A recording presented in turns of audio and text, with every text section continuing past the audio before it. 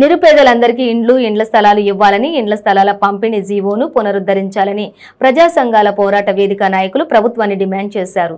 ప్రజా సమస్యలపై ప్రజా సంఘాల పోరాట వేదిక ఆధ్వర్యంలో నాగర్ కర్నూలు జిల్లా కలెక్టర్ కార్యాలయం ముందు ధర్నా నిర్వహించడం జరిగింది.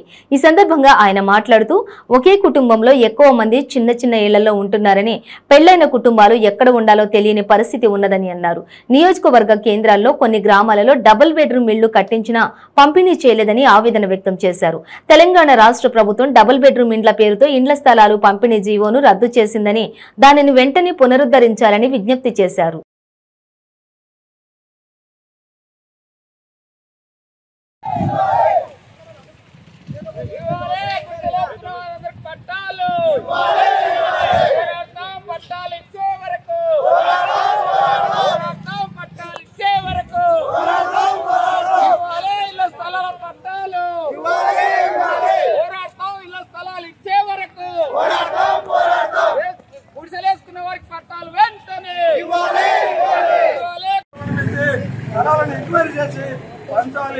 లేదు అనుకుంటే స్థానిక లీడర్లు పోలీసులను ప్రయోగించి ఉద్యమాన్ని ఆటంకపరిచి పేదవాళ్ళ కడుపు కొట్టాలని చూస్తే రాబోయే ఎన్నికలలో ఈ కడుపు కొట్టడానికి కూడా ఈరోజు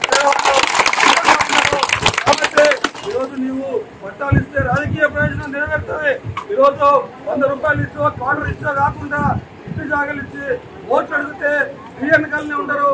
కాబట్టి జిల్లాలో ఉన్నటువంటి నలుగురు ఎమ్మెల్యేలకు విజ్ఞప్తి చేస్తున్నావు, వీళ్ళ ఓట్లు కావాలా లేకుంటే వీళ్ళ చీరనింపు కావాలా మీరు ఆలోచించుకోవాలి. కాబట్టి ఈరోజు రాజకీయంగా మీరు నిర్ణయం తీసుకుంటేనే అధికారులు నిర్ణయాన్ని అమలు చేస్తారు. కాబట్టి ఈ ఎమ్మెల్యేలకు కూడా కలుస్తాం. ఇది ఈ జిల్లాలో ఉన్నటువంటి ఏ నియోజకవర్గంలో ఎక్కడెక్కడ పెండింగ్ లో ఉన్నాయో అవన్నీ నియోజకవర్గ ఎమ్మెల్యేలను కూడా కలుస్తాం. వాళ్ళే వచ్చి వాళ్ళే పట్టాలు ఇచ్చి వాళ్ళే ముక్కు వచ్చిన ఇబ్బంది లేదు. అటువంటి దానికి స్వాగతిస్తాం. ఏమైనా సరే ఈరోజు కలెక్టర్ కు మన కడుపు బాధ చెప్పుకోవడానికి వచ్చినాం.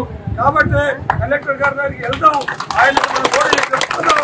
ఆ తర్వాత యథావిధిగా మళ్ళీ రేపు ఎక్కడ గుడిసెలు వేసుకున్న అక్కడే గుడిసెలలో సిద్ధం కావాలి.